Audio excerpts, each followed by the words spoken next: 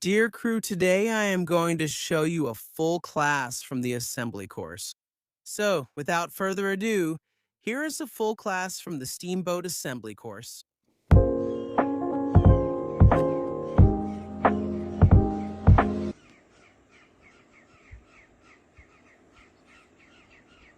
We are going to make a mortise and tenon with a shoulder. The shoulder is a small piece of the tenon that usually goes on the top part of the tenons and will be useful for us. For example, to cover a piece that has a groove like this. Where do you see these grooved pieces? Usually in door or window frames. In the past, at least, it was very common to see doors made with frames, right? With pieces like this grooved for the frame, there would be a panel or boards floating inside the space. This way, it compensates for the seasonal movement of the wood, the contraction and expansion caused by changes in humidity. If we don't put a strip here to cover this groove, it will be visible and it doesn't look good in some situations. The strip also serves to, so to speak, better secure this tenon piece. For example, in the case of a rail that reaches the leg of a table. To prevent the tenon from twisting over time, that little piece of tenon is added on top and it stays like that. From above, this is how it's going to look, how we're going to do it. The truth is that it's relatively easy. You already know how to make a mortise and tenon. Think about that because it's practically the same. We present the tenon piece here. We mark its limit here, and we've already marked it with a chisel. The place where our mortise will go, the deepest part of the mortise, and the shoulder will go up here. The difference in distance between the mark of the piece's limit and the mark of the mortise. The size of our shoulder, which you already know. At this height, if you notice, this shoulder is much higher than this other shoulder. You would know the reason if you had paid attention in previous classes, but we leave this considerable space so that the grain of this piece doesn't end up too short. And in the case of receiving a bending force in this direction, this part doesn't lift up. The depth of the notch in this case is basically going to be the depth of our groove, which is about 1 centimeter.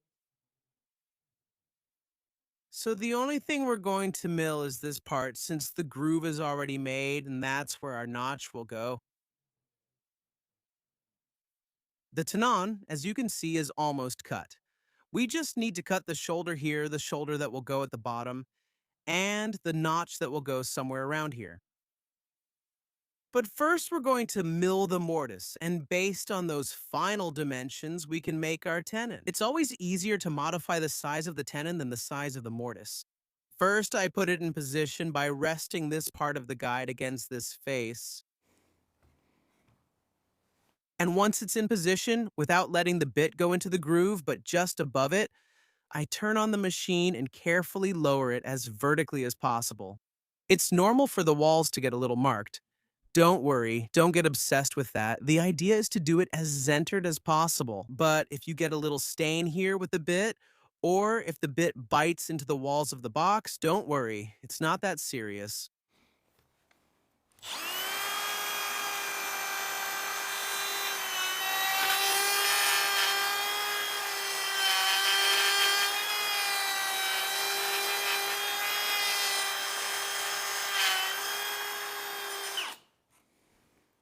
I'm checking the depth simply with this combination square that lets us move this ruler. That way we can measure depths. I put it there and compare it with the tenon. It's that simple. Here's a tip for you when you bevel the tenon. We're used to making a bevel here so the tenon goes in more easily. Careful with the shoulder, it's better not to bevel the top part, otherwise the joint won't fit properly. Especially if it's going to be visible, it won't look as good or as tight and snug. Now, our shoulder. Of course it goes here, but I'm mentioning it now so you don't get ahead of yourselves and end up beveling the whole tenon. With the shoulder done, now we have to see how long our shoulder is going to be to do that. We can present our piece like this, align this shoulder with this part of the groove, and we'll know how far our shoulder needs to stick out. A mark with our knife on the edge. We're going to make a mark with a knife. This way we get the big leftover piece. Will it reach here? You can also lay out the pieces like this, and that way you can mark the length of the leftover piece however you prefer. And now we need to know how far our leftover piece reaches. For that, we need to measure this distance. We're going to use a caliper, which is ideal for these situations. We have to make sure there's good contact here on the caliper's jaw, the jaw clamp. Honestly, I don't remember what that part is called. I hope you understand me. There. With that measurement, you can secure it here. We can mark the height of our heel. It's going to reach up to here. If you want, if you don't feel confident making a scribe mark, you can make a dot with the caliper. And then draw that line over there. And to mark that line at 90 degrees, we can use this. The combination square, this square, I think it should also be in the carpenter's kit. It's super versatile, a good combination square. It can even replace these machinist squares if it's good quality for making joints. 6 inches is perfect because it's not too long.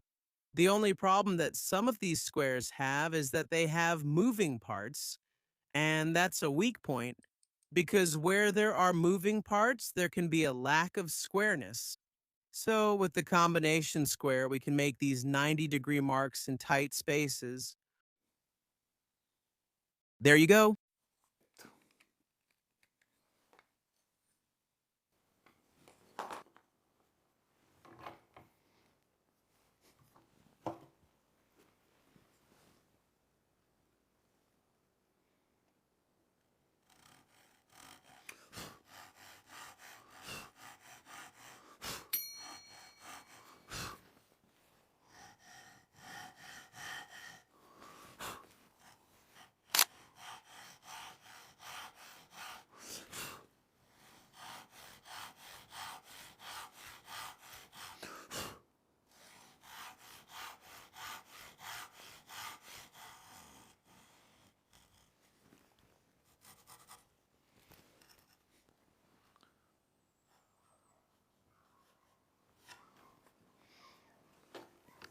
Another tip I can give you when you're cutting with the Japanese saw is to always try to keep your piece level.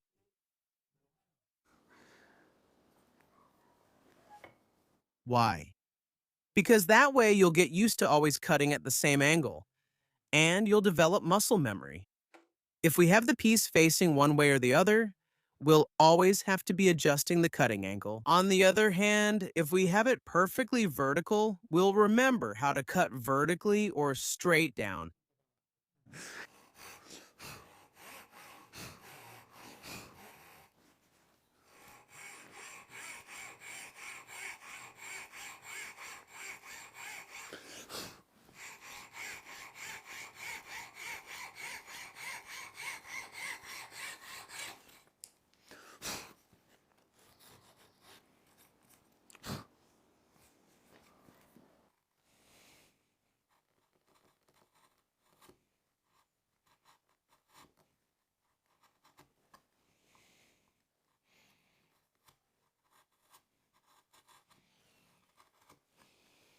We're going to round off the tenons a bit so they fit into the mortise, which has rounded edges because we used a router.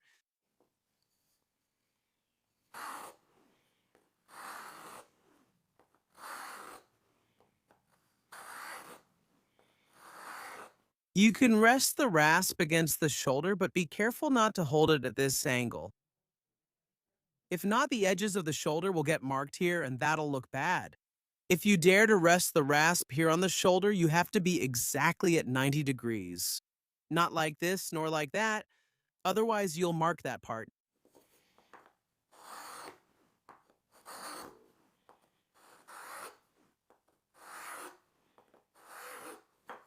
I recommend that you make a forward movement and then gradually move a bit away from the tenons.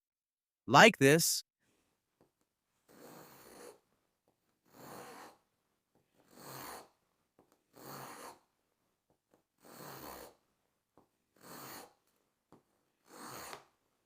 What you'll see from above will be this edge, this one, this one, this one, and this one. So make sure to take care of those edges so they're nice and sharp and look good from above. We're beveling these parts. You can bevel this one up to here too, but don't go too far. In fact, the ones you're going to bevel shouldn't reach the corner, otherwise that corner will look bad. Also, the corners need to be pointy and the edges sharp.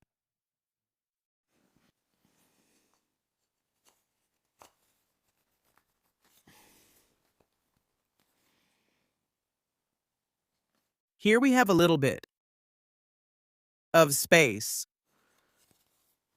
And back here, also up here, I suspect that the patch is a bit too long. So we're going to trim it a little with the chisel like this downwards, and then we'll fit it again.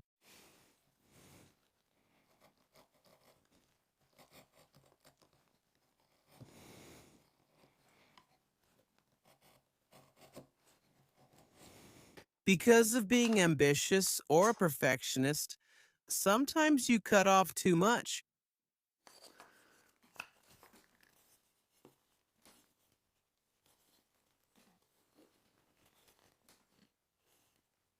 We actually cut the patch a little too much, but oh well. It was already fine the last time, but oh well, honestly, it's a minimal space. This is the famous mortise and tenon with a patch. Well, you have to take advantage of mistakes to be able to find a solution for them too. I'm not going to say I used the wrong glue because honestly, it wasn't intentional. Cutting the tenon too short, but I can give you a tip here. We can't make the tenon longer, right? We can't patch it with anything. The only solution we would have in this case if the tenon ends up being too short. Now, I'll say it again. This joint is fine as it is. You don't need to do what I'm about to tell you. But imagine that it ends up way too short, or much shorter than this one.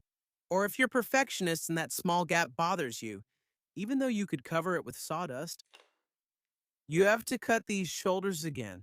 If you move this shoulder back by a millimeter or half a millimeter, will you be able to lengthen this tenon? If you're doing it with a table saw, that task is super simple.